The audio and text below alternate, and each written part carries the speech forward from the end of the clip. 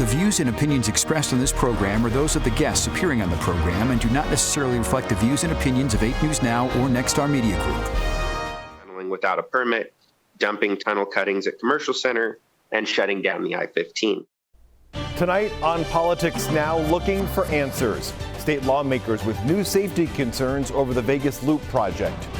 Cause for concern: an illegal biological laboratory uncovered in Las Vegas. What police found and why it could have been busted sooner. Plus the race for Congress, new fundraising totals, and the race for CD3.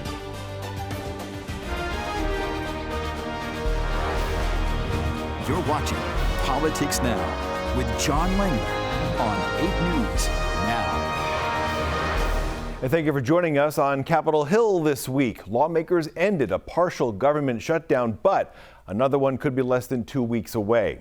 A 5-bill package approved this week extended resources for a bunch of different government agencies until September, except for Homeland Security. Its funding only lasts about 2 weeks. In the meantime, Democrats are pushing for more oversight of federal immigration efforts in the wake of arrests and 2 shooting deaths in Minnesota. Already, Border Czar Tom Homan has pulled 700 agents out of Minneapolis, and he says there could be a complete drawdown.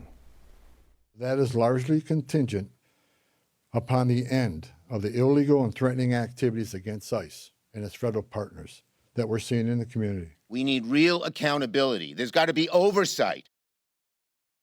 There are still thousands of other ICE agents in Minneapolis and Minnesota right now. Democrats have 10 demands. That includes unmasking federal agents, keeping agents from schools, and requiring body cameras. Homeland Security Secretary Kristi Noem has already approved that final request. Back here in Las Vegas this week, Democratic state lawmakers focused on Elon Musk's Boring Company, and some new allegations were made against that underground Vegas Loop project. They involve environmental, worker, and other safety concerns. As 8 News Now reporter James Schaefer explains, people who could answer most of the questions weren't there.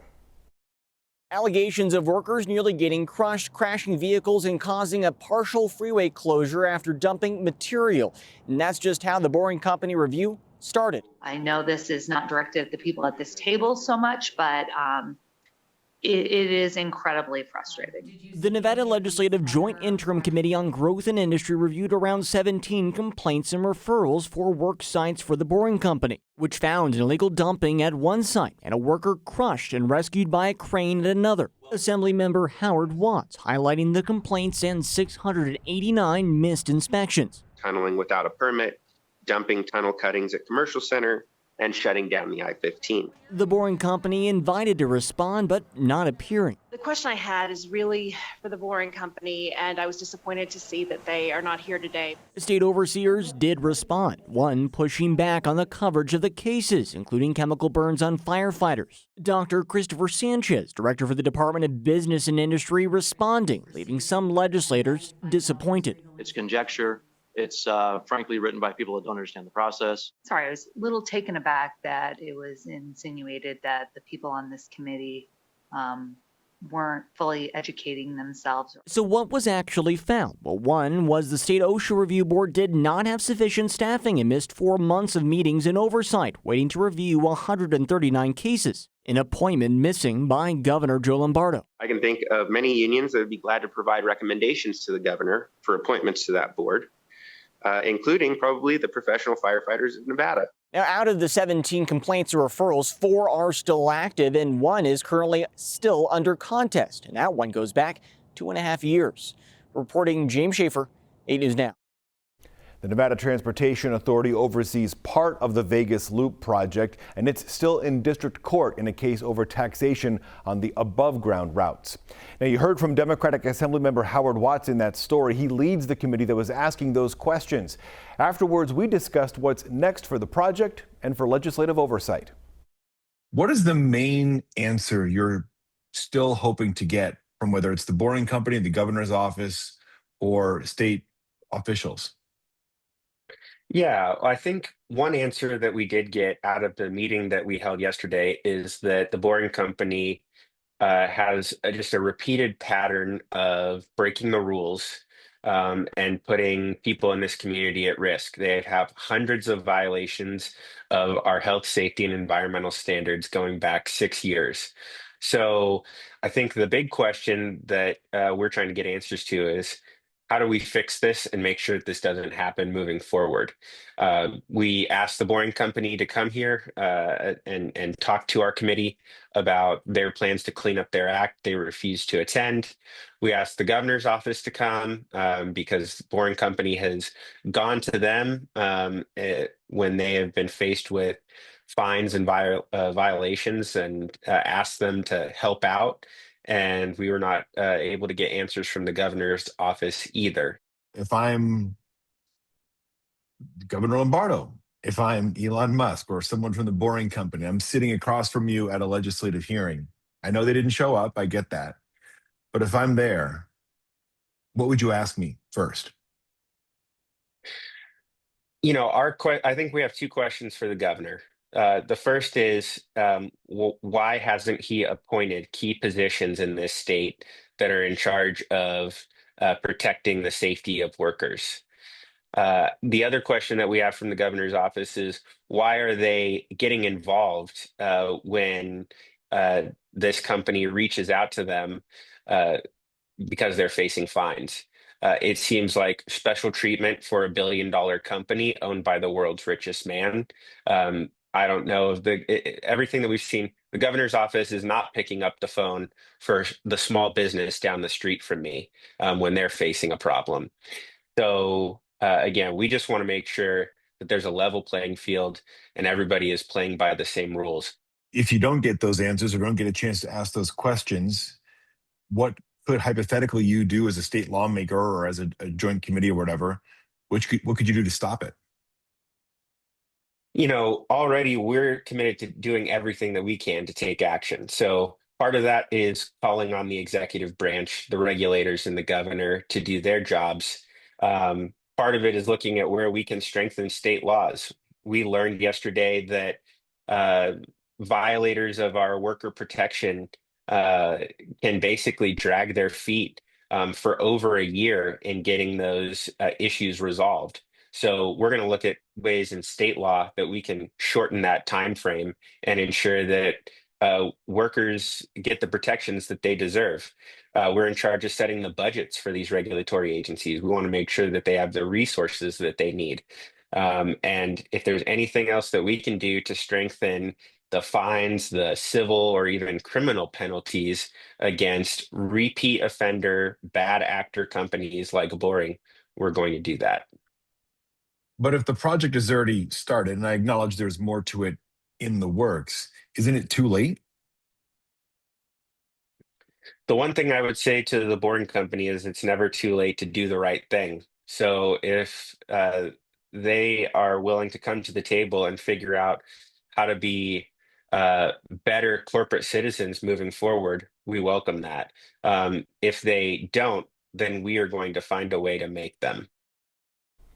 For more of our coverage on this story, the full interview with Assemblymember Watts, visit 8newsnow.com. Everything about the Boring Company project is there. It has been a week now since Metro Police and the FBI busted a suspected illegal biolab. The Northeast Valley home sat unnoticed for years. Metro Police video from inside and outside the property shows biological material and vials with pathogens in them. All the material is now being tested at an FBI lab. The 8 News Now investigators first connected the Las Vegas lab to a similar facility in California. In 2023, officials near Fresno uncovered HIV and malaria in an illegal laboratory. Its owner is tied to the same company that owns the home raided here. The question, why didn't anybody know about it? 8 News Now investigator David Charnes spoke with California Congressman Kevin Kiley. He's pushing a bill to try and crack down on these illegal labs. In the court documents connected to the Reedley case, and then in the congressional report, it mentions that he has ties to Nevada. It mentions that there are Las Vegas warehouses. So why is it that 3 years later, we are just finding them?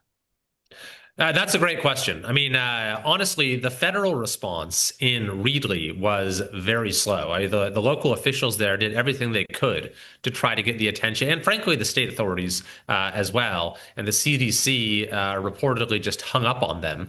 And even when they did come, it would seem to be a fairly cursory investigation. They didn't test certain, vials, even some that had sort of undecipherable code written on them as to what on the labels. They didn't bother to even test what those things were. So this was back in late 2022, 2023 when that happened. And so I said at the time, we need to figure out how large in scope this whole operation is and what exactly they were up to. And unfortunately, our legislation, which we proposed at the time, has not received a markup yet. So we're now saying, look, now that it's happened again, this is the time that we need to move this forward. The word, I think it was in your press release, the word that I saw is loophole. So can you clarify what is that loophole that you are trying to close? Well, we just don't have nearly the information that we would want and need in order to be able to detect the warning signs that some sort of operation like this is being carried out under the radar. So, some of the things that our legislation will do to close these sort of loopholes is, number one, it's going to require distributors of highly pathogenic agents to maintain federally reviewable logbooks of all transfers, including purchaser identity and intended use for at least 3 years. So then you can spot any patterns, see anything suspicious. It's going to, strengthen oversight by mandating federal review of the number, location, and risks of high containment labs with updated national standards for design, construction, and operation. It's going to look at the foreign threat side of this. It's going to create a new team, a public health, biosafety, and biosecurity team that will be a single point of contact for state, local, tribal, territorial governments when they have suspicious labs or a suspicious activity identified. So it'll create this sort of central team that they can turn to and that will have a 360-degree view of what's going on across the country. Also, we're looking at a feasibility study on creating a centralized national database of high containment labs that will be accessible to state and local officials for biosecurity purposes. So we got a lot of feedback after the Reedley incident about what exactly can we do to be able to spot these things better, and those were the proposals we came up with. Are you concerned that these labs are more than just biolabs and that these are connected to the Chinese government in some way and possibly a way to harm us?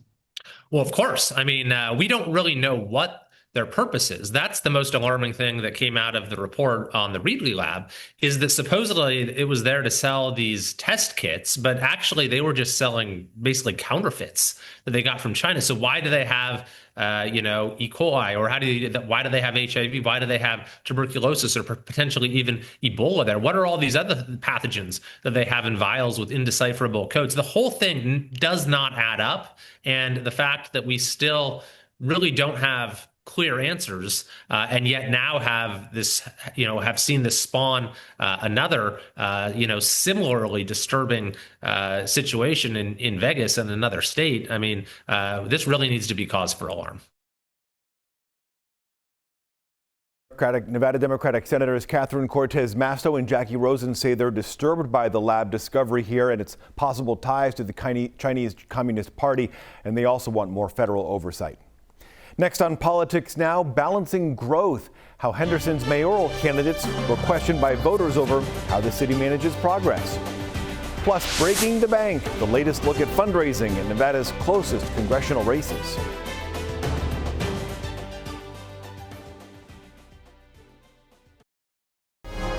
Welcome back to Politics Now.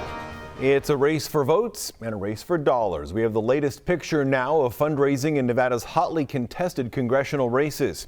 In CD1, Democratic incumbent Dina Titus, she's held that seat since 2013. Her fundraising is nearly even with her main challenger from the Republican side, State Senator Carrie Buck. You see the numbers on your screen. Both brought in around $300,000, but Congresswoman Titus already had a fair chunk of money in the bank, about $840,000 now to spend. No other Republican in this race has raised $10,000. In Congressional District 3, incumbent Democrat Susie Lee has raised $800,000 this year, and she has about $2.5 million on hand.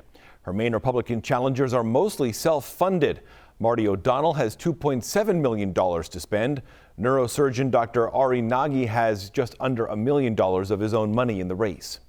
A Las Vegas City Council race also drawing some pretty fair amount of money. Ward 6 incumbent Nancy Brune has raised $430,000. Steve Gramis is head of Metro's police union, and he has about half of that in his account. Addiction recovery advocate David Marlin has raised about $100,000. It's already a contentious mayoral race in Henderson. And this week, two candidates took part in a debate of sorts at a homeowners association meeting.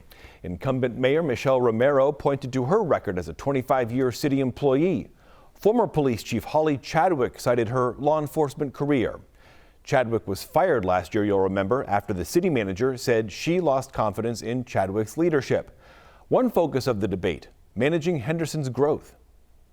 I don't see the need for adding any kind of high density in a rural preservation area, and you have services surrounding you that are sufficient to be able to meet your needs. And it's not something that would make even any sense. We're probably developing too quick, too fast. We can't keep up. We need to make sure that our public safety, public works, parks and rec, all of our workforce is able to keep up with what we're doing. Our infrastructure, the streets. I think we need to just take a step back and be a little bit more mindful about what we're developing and how we're developing it. Mayor Romero has a huge fundraising advantage on Chadwick. Romero has just under $1 million in her campaign account. Chadwick just about $20,000. A legal battle between the NFL and former Raiders head coach John Gruden took another twist this week. Now Gruden wants to hear from Commissioner Roger Goodell and Raiders owner Mark Davis.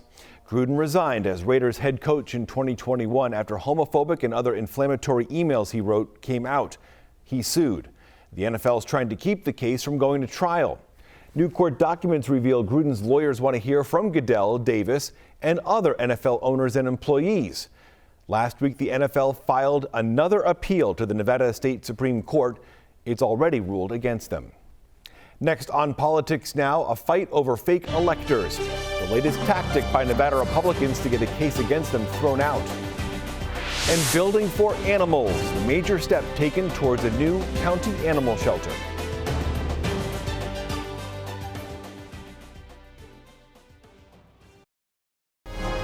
You're watching Politics Now. This week, attorneys for 6 Nevada Republicans in the so-called fake electors court case asked a judge to toss charges against them. They claimed their clients were allowed to submit fake electors in the 2020 presidential election, citing the First Amendment. Prosecutors say, though, the 6 committed a crime. In 2020, the group submitted that paperwork on behalf of the state and claimed Donald Trump won the election here when he actually lost. Nye County's former top Republican is in hot water again. Bill Carnes is now charged with child pornography and weapon possession. He used to chair the county's GOP Central Committee. 8 News Now reporter Jessamine Walk has that story. People here tell me this is all the community can talk about right now, calling the charges shocking. I've known him for about 4 years, and it's devastating. Pahrump resident Edward Bevilacqua says the news is difficult to process. These are horrific allegations. Bill Carnes was arrested on January 31st. He faces 5 charges, including creating or distributing child pornography and using the internet to control explicit images of someone under the age of 16. I can't believe the sheriff would do something to this gravity without evidence, without going through the procedures. And, I think the charges speak for themselves. Leo Blundo, the current chairman of the Nye County Republican Party, tells me they have no current association with Carnes. But Blundo acknowledges he personally has a history with him. I did serve as a vice chair under Bill Carnes back in 2015. Blundo pointing out Carnes is no stranger to controversy. In 2015, he was arrested for impersonating a Metro police officer. In 2015, you said that you guys did choose to stand by his side. Well, we choose to stand by any American innocent before proven guilty in a court of law. As for the new charges, Carnes himself sent me a statement reading in part, quote, I am unaware of the evidence regarding the charges against me, as I am absolutely baffled as to these accusations. Carnes suggesting the allegations stem from an ongoing custody dispute with his son's mother. What do you think the community wants in this investigation? I think closure. I think it's, we want law enforcement, we want the court system to do their job and not prolong it. I called the Nye County Sheriff, Joe McGill, and he told me because this is an open case, he can't comment. Reporting from Pahrump, Jessamine Wolk, 8 News Now. Nye County says Carnes is not currently on any boards or committees. Attainable state-funded housing projects are moving forward. This week, the governor's office approved $64 million worth of construction. They'll build more than 350 homes and more than 1,200 rental apartments across the state. $3 million is going towards down payments on new homes. Speaking of building, this week Clark County Commissioners approved plans to build a new animal shelter, and they hope it eases the ongoing crisis at the Animal Foundation. When it is finished, the new $39 million shelter will hold around 700 animals. It'll be built near Tropicana and Fort Apache. County officials hope this will open in 2028. Next on Politics Now, saving water, how you can weigh in on septic system changes in rural southern Nevada.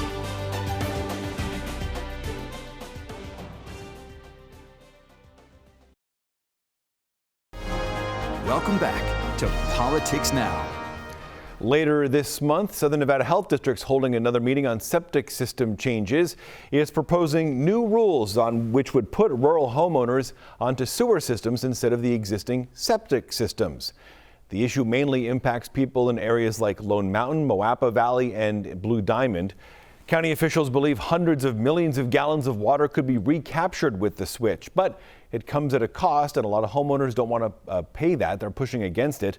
This public meeting is February 24th. We have details on it and the ongoing controversy at 8newsnow.com. That'll do it for us this week here on Politics Now. For the latest in political news, just go over to 8newsnow.com. We're back with you right here next week. Take care.